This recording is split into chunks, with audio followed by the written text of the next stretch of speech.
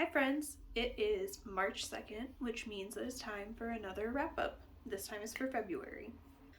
This month I had the goal to primarily read from Black authors, and I am very sad to say that that did not happen. So between my library holds that came in and Romantasy-a-thon taking over half of the month, I did not get to the vast majority of the books that I put on my February TBR. So I am leaving this stack, you might be able to see it in the camera, I'm leaving this stack out so that I can pull from it, and I honestly might just make it another stack next to the bed so that I keep reading from it all year, because really the reason I wanted to prioritize Black authors was because it was Black History Month, but you should be reading broadly year round.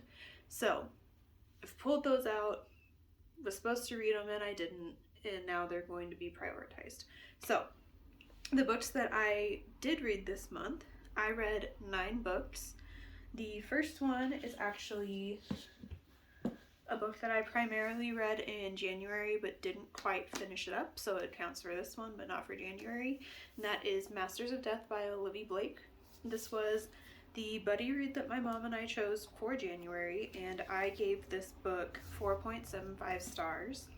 The reason I knocked a quarter of a star off was because I wish that this book was just a little bit longer so that we could have gotten more time with each of the characters. Particularly, I wanted more time with Vi and Tom. So this book has 2 main characters and then a ton of side characters. And the 2 main characters are Viola Marek and Fox Demora. Viola is a vampire who was turned against her will, and she is now a real estate agent. And Fox Demora is a medium whose godfather is Death. And we go through this story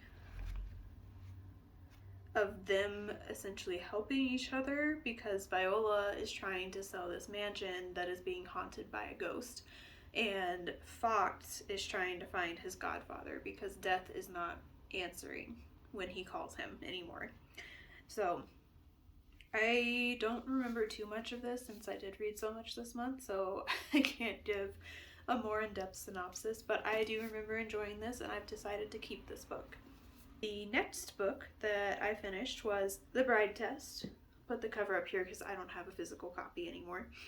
And this is by Helen Huang, and it is the second book in the Kiss Quotient series. So this is a series of romance books. This one focuses on May, I think is how we pronounce her name. She is from Vietnam, and the male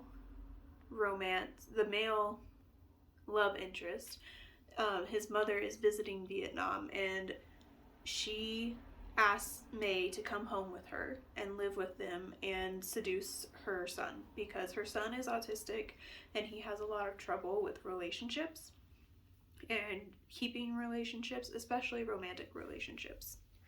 I did not enjoy the first one in this series. I think I gave it 3 stars still because it was well written. I just didn't enjoy the story very much. Primarily because we didn't really get to know the characters at all before we were thrown into their romance. And about halfway through the book, we still hadn't really seen these characters outside of a hotel room where they were together. So it was just difficult for me to care about the characters, but in this one, that was not a problem. May actually ends up going to adult school because she never graduated because she got pregnant while she was really young. So it becomes apparent that this man really is not interested in being romantically involved.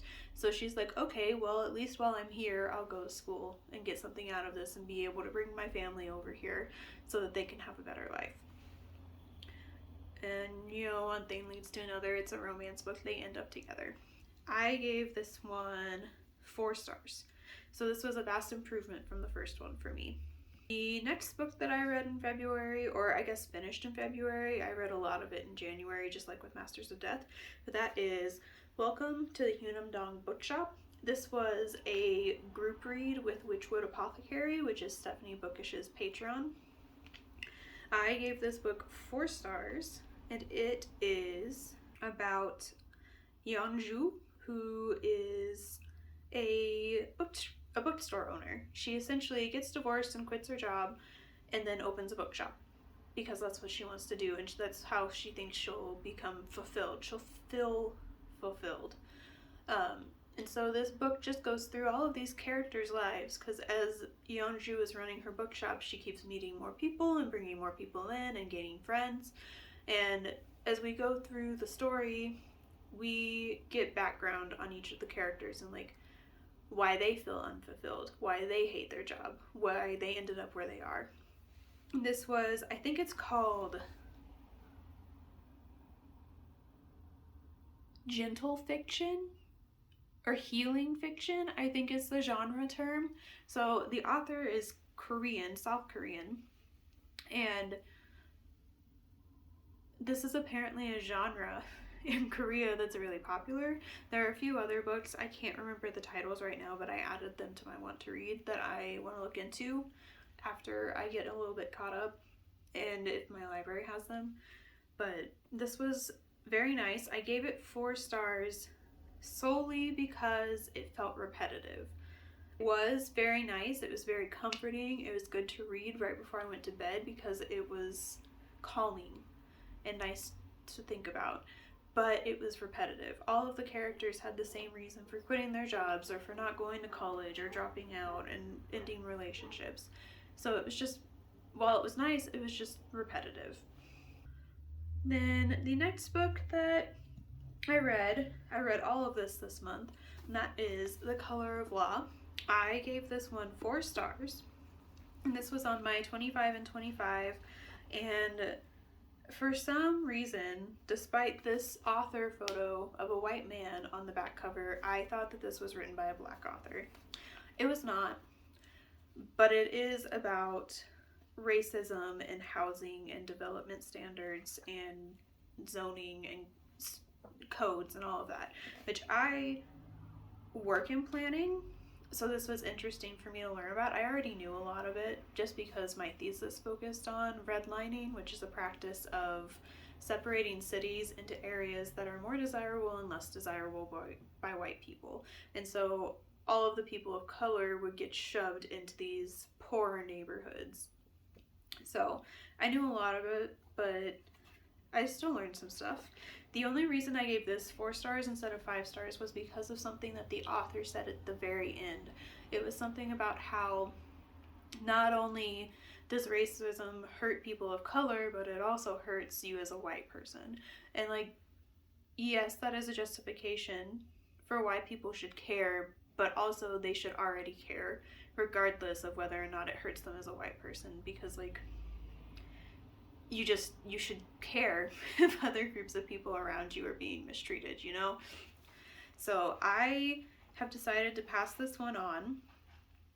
I did enjoy it, and while I rated it highly, I don't really reread nonfiction unless I'm using it for reference, and I'm not planning on writing a thesis or a PhD dissertation or anything like that, so I'm going to pass this on to somebody else. I'm sure there are lots of people who don't know about this history and would like to learn about it. The next one that I read was Bloom by Delilah S. Dawson. This book took our Patreon by storm last year, but I just didn't get to it when everyone else was reading it, and I'm kind of sad that I didn't because I really enjoyed it. I gave this one 5 stars. It's really short, so I don't really want to tell you too much about it because I don't want to ruin the story. So I'll just read the first few sentences of the description on Storygraph. It says, Rosemary meets Ash at the farmer's market. Ash, precise, pretty, and practically perfect, sells bars of soap in delicate pastel colors, sprinkle spackled cupcakes stacked on scallop stands, beeswax candles, and jelly jars of honey and glossy green plants. Ro has never felt this way about another woman. Ro is Rosemary. With Ash, she wants to be her and have her in equal measure, but as her obsession with Ash consumes her, she may find she's not the one doing the devouring. This book is only 200 or so pages. I listened to it in, I think, 3 hours. It was very good. I kind of had a feeling where the ending was going, but it still surprised me. So if you're into horror and you liked sapphic books, I would recommend this one. Then the next one that I read, I got this one and Bloom from Hoopla through my library. The next one is Beautyland by Maria Helena Bertino. I think she's Italian based on what the rest of the book was about. This is like a coming of age sort of story, is the best way I can describe it. It's about a girl who grows up thinking she's an alien, and she's like reporting how the humans act through a fax machine for the entirety of her life. A wise, tender novel about a woman who doesn't feel at home on Earth by the acclaimed author of Parakeet, which I need to add to my TBR because I really liked this book. At the moment when Voyager 1 is launched into space carrying its famous golden record, a baby of unusual perception is born to a single mother in Philadelphia. Adina Giorno is tiny and jaundiced, but reaches for warmth and light. As a child, she recognizes that she is different. She also possesses knowledge of a faraway planet. The arrival of a fax machine enables her to contact her extraterrestrial relatives, beings who have sent her to report on the oddities of Earthlings. And so we just go through her life as she's reporting these things. And something that I really enjoyed was at the beginning of each chapter, you would get like news stories, like space-related news stories throughout the 90s and early 2000s. I ended up giving this one 5 stars, and I would highly recommend listening to it if you are interested in it. The next one that I read was A Fate Inked in Blood. This was a big surprise for me. I gave this book 5 stars, and I have 0 regrets. I immediately went and pre-ordered the second one that comes out later this year, and I am so excited to read it. I just hope that it also has, like, I don't know how to describe it, like foiled, or these like foiled sprayed edges. I hope it has the same type of sprayed edges because I liked that a lot, and that was a big reason that I bought the book. This book is about Freya, who is the shield maiden of lore, and how people are fighting over her. So she is married to this awful guy. His name is I don't think they even tell us his name in the description. I don't remember his name, but he is blessed by a god, because in this world gods will like sneak into people's beds and bless them with a god child. So like they're not fully a god, but they have some powers. And so she gets married off to this man who can make the fish jump out of the water. So he provides all the fish for the village, and he's kind of a piece of crap because he makes it so that all the other fishermen can't catch anything, and he has a monopoly on the market, and so he sells the fish at an obnoxiously high rate. But she ends up killing him in the first like 30 pages and being taken by, what was his name? It was the Jarl. Scory, I think is his name. Let me see if I can find it really quick. Oh, her husband's name was Bragi. I can't find the Jarl's name, but she ends up marrying this Jarl, supposedly marrying. They make it look like they're married, but they aren't actually, like, they didn't consummate the marriage and stuff. And she is actually interested in his son, Bjorn. And Bjorn is also interested in her, but obviously they like can't be together without disrespecting his dad. So this book is about them fighting to be like the biggest, to be the king of the entire region, essentially. He thinks that Freya is going to bring him power and glory, and he binds Freya with a blood oath instead of consummating the marriage, and he orders his son to protect her from their enemies. So they are stuck together, whether they like it or not. And Freya ends up training and fighting and learning to control her magic, all while she's facing these tests that are set forth by the gods. And then this is a really slow burn type of romance. I don't think anything even remotely sexual happens until about halfway through. And then they don't actually have sex until the last 20 pages of the book. So if you like slow burn and you like Norse mythology, which is what this is based on, I would highly recommend this book. I gave it 5 stars and I was fully anticipating hating it, but I didn't. Next book that I read was one of the ones from my Black History Month TBR. It was The Souls of Black Folk by W.E.B. Du Bois.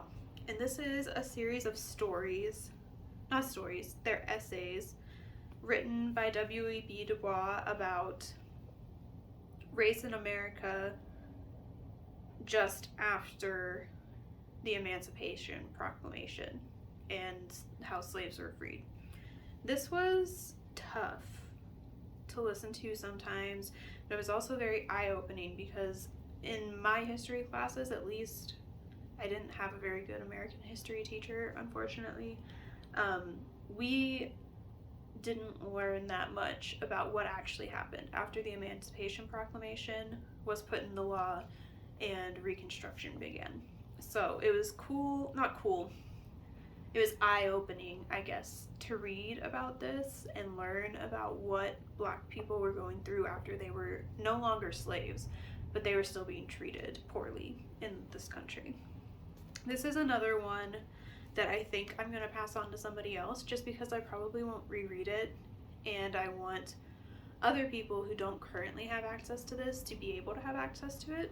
So I'm going to put this one on my Pango, and hopefully somebody who can learn a lot will get it.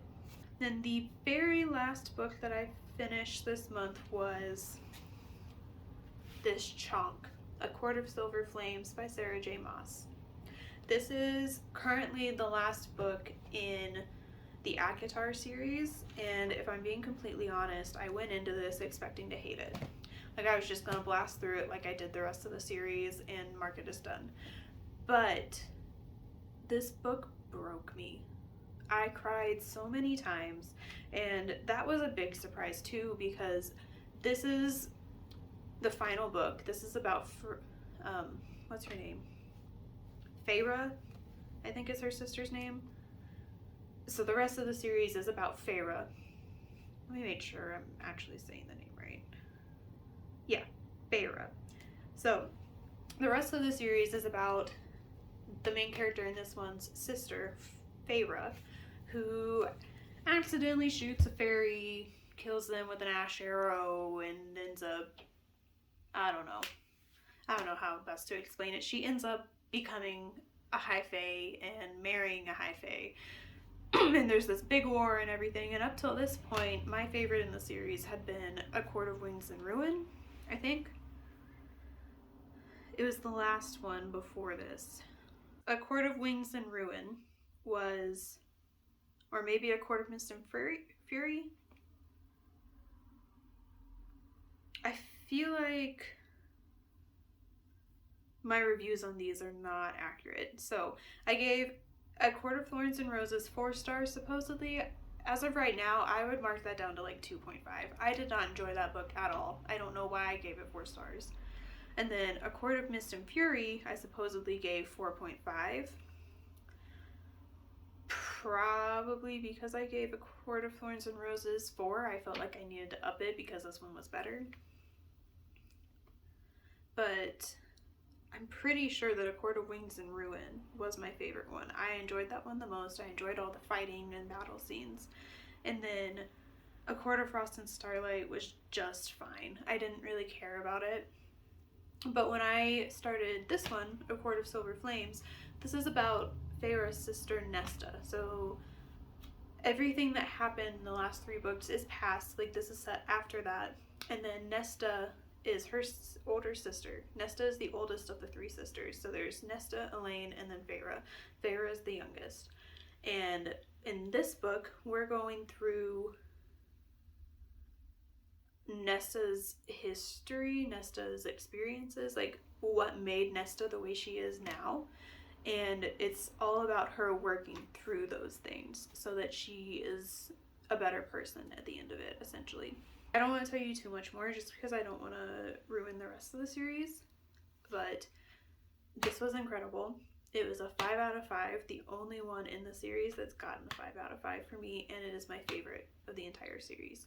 I am excited, I guess, for Elaine's book, but I'm not sure that I'm going to enjoy it as much as I enjoy this, just because I don't know what Sarah J. Maas could do that would be better than this. So yeah, those are the books that I read. To round it all up for some stats. So some stats. I read 9 books and they totaled 3,820 pages, and I think that number counts everything that I marked on other books that aren't finished yet. So I went through and, like, all these books that I'm currently reading, I updated what page I was on, so I knew how many pages I had read each month. These books, I read 22% nonfiction and 78% fiction, so 2 books were nonfiction and the rest were fiction. And then my highest genres for the month were fantasy and romance, which makes sense since I did Romantasy-a-thon.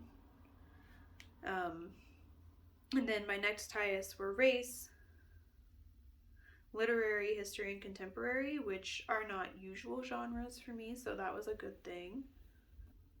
And then my average rating for the month was 4.64 stars. I have not rated anything below 4 stars this year, so it's been a pretty good reading year so far. Then as far as my owned library goes, I am up to 34% owned.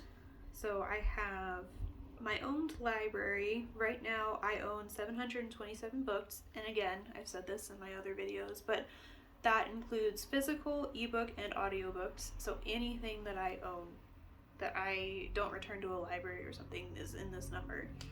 And I now have 247 books read. On top of the 2 that I'm getting rid of that I read, I am also getting rid of 2 YA books. They are the Noah Shaw books by, what's their name? Let me look. The Becoming of Noah Shaw and The Reckoning of Noah Shaw by Michelle Hodgkin. I think it was Kayla from Books and Lala. She talked about these books earlier this month in one of her videos. She was rereading the Mara Dyer books, I think, and I really loved those books in high school, and that was why I bought these at a library sale. But she was saying that she loves Mara Dyer, and she tried the Noah Shaw books, and she didn't like them at all.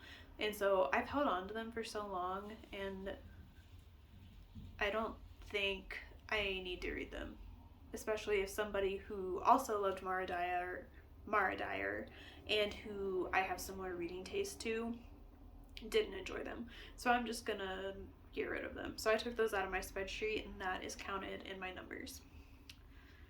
Right, and then the last thing that I want to do in these wrap-ups is update my book journal. So we're gonna switch point of views right now and fill in what I can in my journal.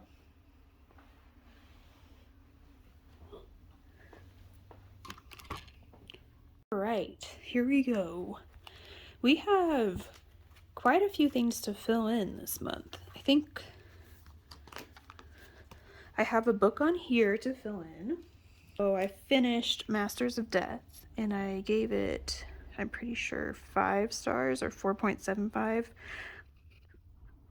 I have 1, 2, 3, 4. Oh, I finished The Paris Apartment too. I think I gave that one 4 stars.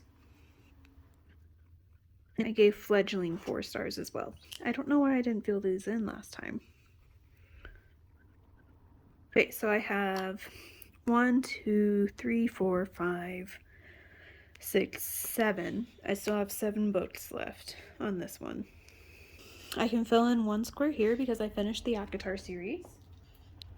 This is slightly higher, but it's not high enough for me to show it right now, so we won't worry about that. I will give you some updates on this. I have sold 17 books so far, which is incredible. I don't know what happened one week in February, but I sold 12 books in 1 week, and that was wild. The bedroom stacks are still pretty big. I didn't count how many books are in them right now, but I know I have made a dent, so that's good. Yeah, I think that's all I can do on this page right now. But days I finished a book. Let's look. All right, I finished one on the 26th.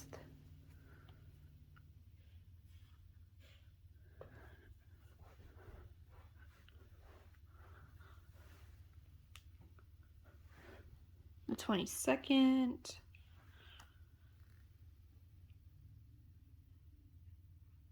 I don't know why it's so hard for me to fill these in right now.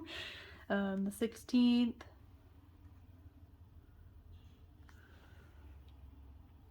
The 11th. Sorry if you hear banging downstairs. My husband decided it was time to make dinner. The 10th and the 9th, so I had 3 days here where I finished a book. That's pretty good, honestly.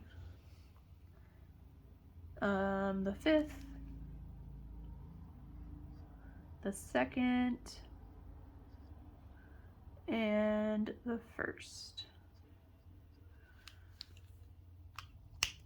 And then the next page is the journey to 50K pages.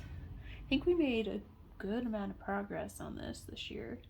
At 7,523 pages.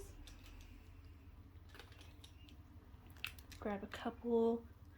So I'm gonna fill it into 7,000.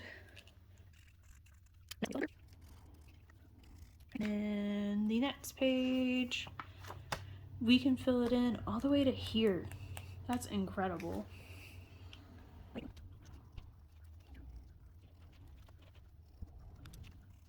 Page is done. I still haven't put anything on here. Don't look at that. And then I have 3 books on this one that I can fill in, surprisingly. So I finished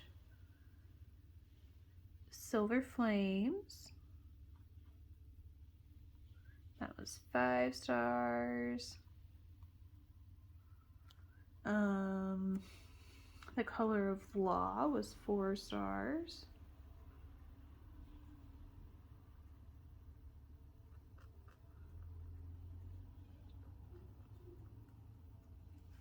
What was the other one that I read?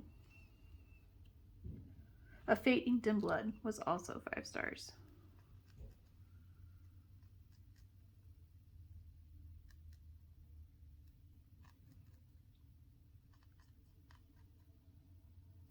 Right, I'm gonna blow on this and let it dry a little bit.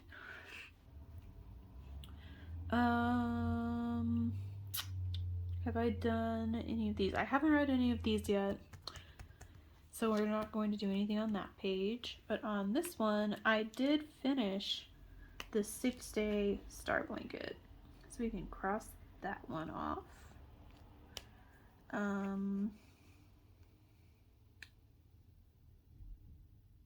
don't think we've done any of this yet, though. I started the Jelly Roll rug, and I did a little bit of work on this Granny Square project, and then I also have done some work on my cross stitch, and I'm gonna do quite a bit tonight while I'm watching the Oscars. So hopefully this box will get marked off next month, and hopefully I don't think any of these will get marked off next month, but we've made progress. I have saved up, I probably have saved 1,000, but they're all for things that we're gonna pay, so I'm not counting it for this goal, because I want it to be like 1,000 that we just have on hand, not 1,000 that are for something.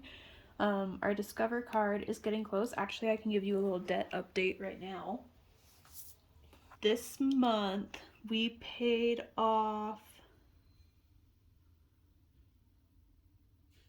almost $2,000 worth of debt.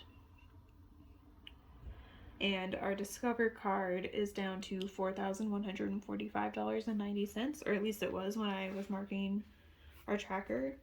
Whereas last month it was at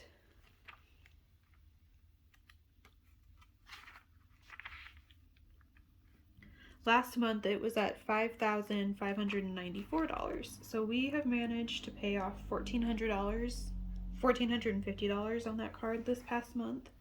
A big part of that was that our taxes came in. So I don't think we'll have that much progress this coming month, but we are definitely on track to pay it off by the end of the year. So I have no doubt that we'll be able to mark this square off by the end of the year. And this one's getting pretty close. Not as close as I thought it was. We won't talk about that. But I think I said we were at 34% of our owned library read. We jumped up 0.5% this month, which is a lot more than usual. We've read 3 of these books. I'm getting rid of 2 of the books that are on this YA shelf. And then we are at 17 out of 50 books for this. And the last thing to update is the series tracker. So I made progress on this. I have finished ACOTAR. There is no news on when it's coming out, so on when the book about Elaine is coming out, so I'm just gonna say I'm caught up. A sneak peek for next month, I did just finish Solitaire, but I'm not gonna mark it right now. So that is finished, and I think that's the only thing I have to mark on here right now. I did start some new series though, so we need to write those down. So I started Saga of the Unfated, which is a fate inked in blood. The Kiss Quotient. I don't see it on here, but I don't know if I'm gonna read the 3rd one, so I'm not gonna mark that. All right, and then this page is up to date too. So that's it. We are all caught up. Thanks for watching. Ooh, that was bad. Thanks for watching. I hope you have a great day and a great rest of your month.